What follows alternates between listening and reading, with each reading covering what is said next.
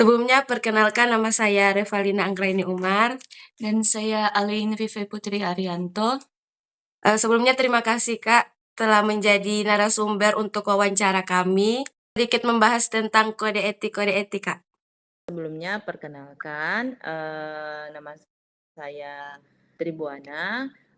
Saya saat ini memang masih dalam studi pendidikan psikolog umum. Tapi karena kebetulan juga saya ini lulusan S1 psikologi, jadi teman-teman boleh wawancarai sebagai ilmuwan psikologi, dan juga karena kebetulan juga kita di layanan psikologi juga bisa diwawancarai. Nah, terkait dengan apa yang kita ketahui tentang kode etik psikologi.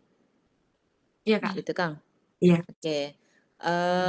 Yang kita ketahui sependek pengetahuan kita tentang kode etik psikologi itu adalah sejumlah atau berisi aturan-aturan, batasan-batasan, dan guidance bagaimana tenaga profesional itu melakukan layanannya. Jadi kode etik itu bukan cuma ada di psikologi. Kode etik dokter, kode etik perawat, kode etik lawyer, itu ada semua kode etik karena dorang itu adalah tenaga profesional yang harus ada batasan dan guidance lines yang harus dorang ikuti. Kemudian kalau kode etik psikologi itu adalah guideline, kemudian aturan batasan bagi tenaga profesional psikolog dalam menjalankan DP peran untuk memberikan layanan psikologis bagi masyarakat. Nah, kode etik itu disusun oleh HIMSI, Himpunan Psikologi Indonesia, yang paling relevan saat ini adalah kode etik tahun 2010. Nah, karena kebetulan ketua HIMSI juga jadi dosennya saya di kampus, Pak Andi, dia banyak sharing-sharing tentang akan ada perubahan kode etik karena mengingat torang ini sudah ada undang-undang pendidikan layanan psikologi, undang-undang PLP. Nah, itu akan banyak perubahan tentang kode etik dan kemungkinan nanti orang kode etik akan diperbarui dan akan orang pakai kode etik yang terbaru gitu. Karena ada perubahan tentang layanan psikologi. Karena sekarang itu sudah ada psikolog umum, jadi psikolog general. Jadi psikolog itu sudah kembali ke awalnya, jadi ada psikolog umum. Nah, sekarang itu untuk tentu untuk psikolog umum, psikolog peminatan klinis dan peminatan lainnya itu pasti akan diatur di kode etik seperti itu. Jadi kode etik itu adalah batasan baru guidance lines untuk orang memberikan layanan psikologi. Gitu. Oh, baik. Oke Kak, selanjutnya selama Kakak bekerja di layanan psikologi, apakah Kakak pernah melihat orang yang melanggar kode etik tersebut, Kak? Di biro Iya. Pak kita atau di luar dari Di kita luar Kak, pelayanan? secara umum. Oh, oke. Kalau di biro tentu kita memang menekankan orang harus berpatokan pada kode etik. Jadi makanya selama kita menjalankan praktek, orang tetap menjalankan kode etik. Nah, kemudian kalau di luar dari kita biro atau kita pelayanan psikologi, tentu ada yang backing pelanggaran kode etik. Ada. Kita lihat. Kan cuma ditanya ada atau pernah melihat atau tidak kan? Oke. Yang Iya. kita pernah lihat ada yang melanggar yang memberikan layanan yang tidak sesuai dengan kode etik. Bagaimana Kakak tanggapan tentang orang yang melanggar kode etik tersebut? Oke. Tanggapan untuk orang yang melanggar kode etik yang pertama, mungkin dia kurang paham dengan kode etik gitu. Karena kode etik ini dia pembahasan banyak, bahkan pada saat kita pendidikan profesi itu pembahasan kode etik itu 1 semester. Jadi 1 semester, sedangkan mata kuliah yang lain itu cuma sekitaran 4 kali pertemuan, seperti itu. Nah, kode etik itu dibahas sepanjang semester sampai dengan pada saat ujian profesi, gitu. Nah, makanya mungkin saja orang yang melakukan pelanggaran ini dia mungkin kurang paham dengan kode etik. Atau yang kedua, mungkin ada kepentingan pribadi yang dia lakukan dalam memberikan layanan psikologi itu. Ada kepentingan pribadi atau seperti apa, orang juga tidak tahu. Tapi secara kode etik memang kepentingan pribadi itu tidak diperbolehkan dalam memberikan pelayanan psikologi. Karena ketika torang rupa misalnya memberikan pelayanan psikologi bagi orang yang torang kenal dekat, itu akan tidak diperbolehkan. Jadi ketika torang memberikan layanan psikologi bagi orang yang torang kenal, itu pasti diarahkan untuk dirujuk ke psikolog lain, gitu, supaya DP hasil ndak bias dengan torang pe kepentingan, begitu. Jadi itu kita pe tanggapan mungkin bagi orang yang melanggar kode etik. Kak, pertanyaan selanjutnya itu apakah Kak sendiri pernah melanggar kode etik psikologi? Oke.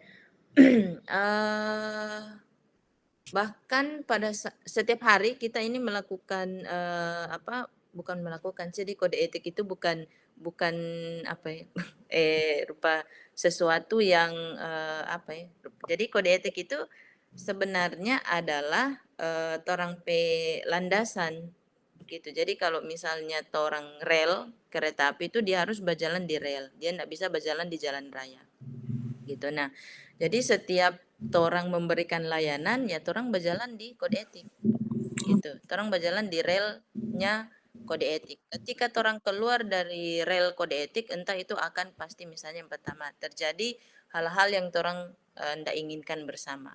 Misalnya contoh, ketika torang ndak memberikan info konsen, teman-teman sudah tahu info konsen? Belum, Kak. Belum. Oke, jadi info konsen itu adalah ketika torang akan memberikan layanan psikologi itu torang memberikan persetujuan kepada klien untuk kami berikan intervensi psikologi, gitu. Itu info konsen. Nah, ketika torang tidak memberikan info konsen, tentu klien ini tidak tahu apa-apa yang nanti akan diintervensi ke dia. Misalnya, oh nanti kamu akan diterapkan terapi misalnya relaksasi. Nah, relaksasi itu apa nanti memuncul? Oh, nanti kamu akan tantrum, nanti kamu akan bla bla bla. Gitu, dan itu orang harus berikan ke klien. Nah, pemberian info konsen itu adalah ibaratnya orang sebagai psikolog sudah berjalan di rel yang seharusnya. Ketika orang yang memberikan info konsen, pasti klien itu akan merasa misalnya kita tidak diberitahu ternyata kita nanti akan mau menjalani terapi seperti ini, dan ternyata hasilnya nanti kita akan menggali lagi kita pe trauma, seperti itu. Nah, tentu hal-hal ini harus torang patuhi, yaitu karena kode etik itu dibuat untuk proses pemberian layanan psikologi. Jadi memang sama dengan torang misalnya dokternya tidak mengikuti berjalannya kode etik itu, pasti dia akan disebut dengan malpraktik, seperti itu. Nah, begitu juga ketika torang memberikan alat tes yang salah, misalnya torang mau ukur intelijensi, gitu. Tapi torang ukur pakai alat tes kepribadian. Nah, itu termasuk malpraktek, gitu. Jadi sama dengan dokter diagnosa pakai misalnya dia mau lihat DP detak jantung, tapi dia pakai alat lain, gitu. Nah, itu adalah malpraktek. Begitu juga dengan psikologi. Torang salah memberikan alat tes kepada klien, itu sudah disebut malpraktik, karena DP interpretasi nanti beda.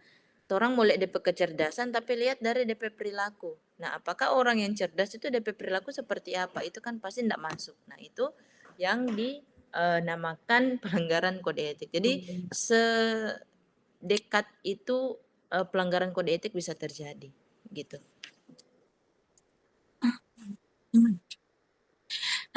Untuk pertanyaan selanjutnya, bagaimana Kak menerapkan kode etik pada Kak diri sendiri maupun dalam pekerjaan? Menerapkan kode etik. Oke. Jadi kode etik itu sama dengan apa ya? Sama dengan ya undang-undang lah bagi kita. Jadi apa yang harus kita lakukan dan apa yang tidak boleh kita lakukan itu jelas ada di kode etik. Ketika orang memberikan layanan psikologi di biro layanan psikologi, ketika orang misalnya mau mengakses intelijensi, tentu asesmen tentang prosedur asesmen itu sudah ada di kode etik. Jadi mungkin saja ada pasal yang orang belum ketahui, misalnya ada case ini boleh ndak ya nyandak dikeluarkan AIKI. Nah, itu orang lihat lagi di kode etik. Orang cari tentang bagaimana pasal tentang asesmen kepribadian atau asesmen individual. Apakah bisa tidak dimunculkan AIKI atau seperti apa gitu. Jadi orang tetap merujuk ke kode etik. Nah, ketika kode etik mungkin DP penulisannya mungkin orang belum bisa pahami, orang pasti akan berkonsultasi dengan psikolog yang lebih paham tentang asesmen individual gitu. Nah, kemudian kalau misalnya orang sudah dapat banyak masukan dari psikolog atau mungkin apalagi dari majelis. Jadi majelis psikologi itu adalah orang-orang yang berperan nanti menindak atau menindak tenaga psikolog yang memberikan layanan itu tidak sesuai kode etik. Jadi majelis ini yang bertindak.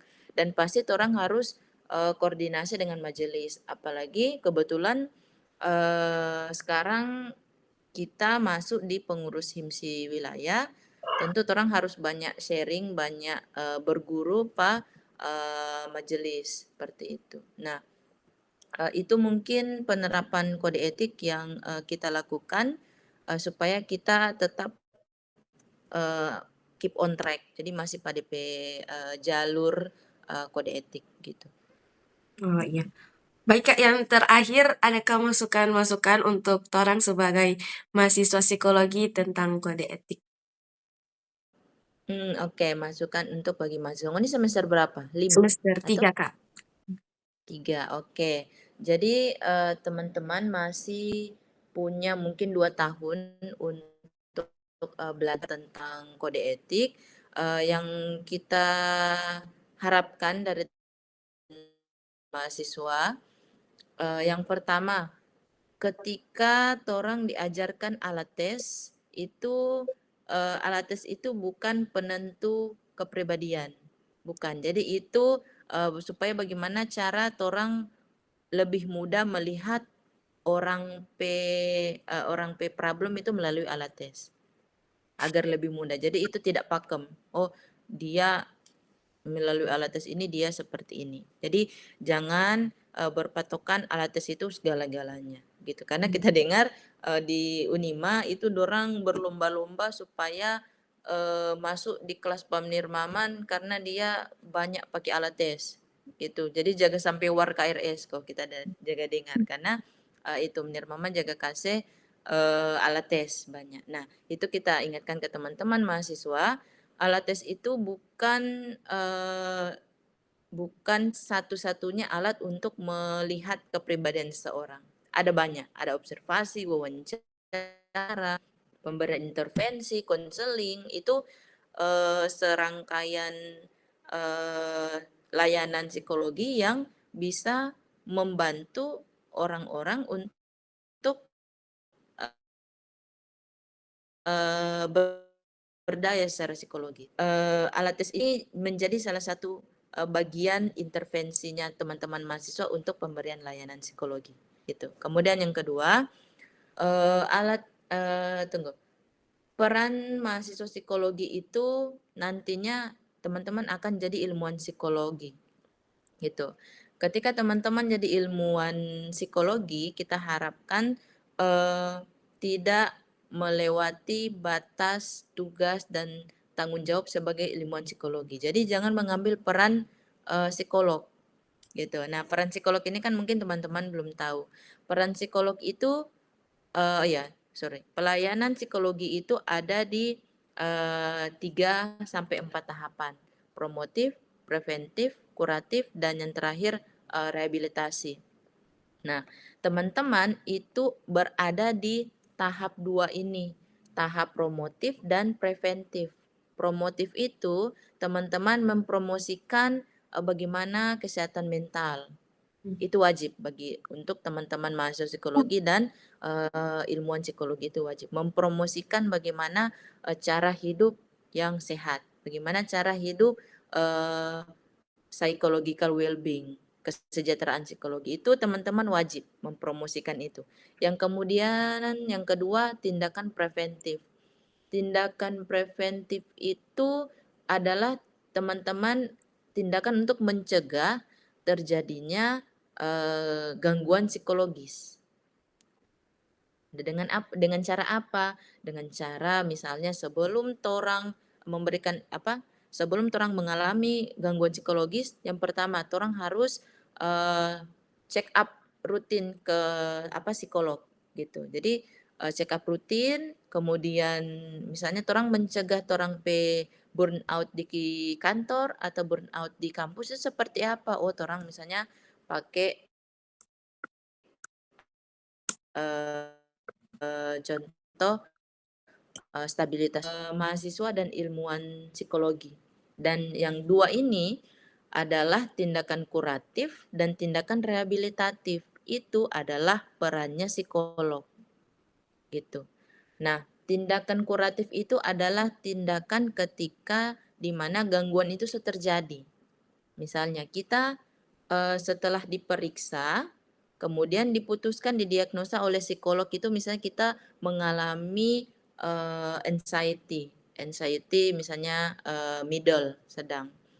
Nah, yang memutuskan dia itu mengalami anxiety hanya dari psikolog. Mahasiswa ilmuwan psikologi tidak boleh memberikan diagnosa, gitu. Atau bahkan membuat laporan pemeriksaan psikologi yang ditandatangani oleh ilmuwan psikologi. Walaupun dia doktor, walaupun dia magister psikologi, tapi ketika dia menandatangani laporan hasil pemeriksaan psikologi, dia melanggar kode etik. Karena pembuatan laporan itu sudah hasil integrasi dari hasil asesmen yang dilakukan oleh teman-teman ilmuwan psikologi. Jadi yang memutuskan membuat laporan itu hanya psikolog. Seperti itu teman-teman. Jadi itu tindakan kuratif dan tindakan rehabilitatif. Nah, tindakan rehabilitatif ini teman-teman belajar mungkin modifikasi perilaku. Belum. Belum, oke. Jadi modifikasi perilaku contoh misalnya orang-orang yang dengan ketergantungan nafsa, gitu. Nah, itu adalah wewenangnya psikolog. Misalnya mau merubah dia ketergantungan menjadi orang yang bebas dari ketergantungan nafsa, itu tugasnya psikolog. Bahkan psikolog umum itu belum boleh melakukan tindakan rehabilitatif. Itu harus psikolog spesialis, gitu. Nanti teman-teman mau ada pemberitahuan tentang psikolog spesialis, subspesialis, psikolog umum, nanti pasti mau diberitakan soal itu. Nah, dua tahap ini, kuratif dengan rehabilitatif, jangan sekali-sekali ilmuwan psikologi atau mahasiswa psikologi memberikan pelayanan dua ini tapi tidak didampingi oleh psikolog, gitu. Jadi jangan sekali-sekali, karena ketika psikolog memberikan tindakan kuratif atau rehabilitatif, orang sudah tahu nih resiko apa yang nanti klien ini mau alami. Misalnya, orang mau menggali DP inner child, DP luka masa lalu. Orang sudah tahu orang ini akan tantrum, akan digali DP trauma. Nah, kalau ilmuwan psikologi mungkin dia belum bisa paham bagaimana cara menangani trauma ini karena pernah kita dosen mengajar di kampus, dia bilang begini, ada dosen dia sama DP teman, dia mengintervensi pasien di rumah sakit jiwa. Diintervensi, dibuka dia pe trauma, dibuka, kemudian yang satu ini DP teman ketika dibuka DP trauma tidak ditutup kembali DP trauma. Jadi hanya orang gali DP trauma. Nah, itu adalah salah satu ketidaktahuan bagi teman-teman yang melaksanakan peran psikologi. Akhirnya apa? Malamnya klien yang ditangani oleh ini tapi dosen teman ini, dia ini ngamuk karena pada saat pemberi intervensi dia trauma itu nggak ditutup lagi gitu. Jadi ketika orang bertanggung jawab menggali, orang juga harus menutup pintu trauma itu supaya dia tidak muncul. Nah itu mungkin yang tidak sampai di pengetahuannya teman-teman ilmuwan psikologi atau mahasiswa psikologi seperti itu. Jadi memang ini yang harus selalu orang ingatkan, 4 tugas layanan psikologi ini, promotif, preventif, kuratif, rehabilitatif. Seperti itu. Jadi teman-teman kita harap bisa memahami peran mahasiswa itu atau peran ilmuwan psikologi itu sampai di mana. Gitu supaya karena nanti ketika teman-teman melakukan penyelewengan atau ketidaksesuaian kode etik itu pasti akan ditindak oleh majelis karena nanti ini ke depannya ketidaksesuaian pemberian layanan psikologi itu kemungkinan akan dimasukkan ke pasal misalnya pidana. Jadi soalnya tidak lagi pelanggaran kode etik langsung ke pidana. Tapi orang belum tahu ini ke depannya seperti apa. Orang wait and see saja perkembangan psikologi di Indonesia itu seperti apa. Nanti kalau kode etik terbaru keluar, itu orang mengikuti kode etik yang terbaru itu. Nanti ada penyegaran, ada penambahan pasal di situ sih. Jadi itu sih teman-teman, 2 itu saja bagi kita untuk teman-teman mahasiswa psikologi, apalagi ini kan masih semester 3 tuh. Iya, Kak. Gitu. Ya, Kak. Sekian dari torang Kak ini sampai di sini jadi wawancara Kak. Sebelumnya terima kasih bersedia menjadi torang penasumber Kak.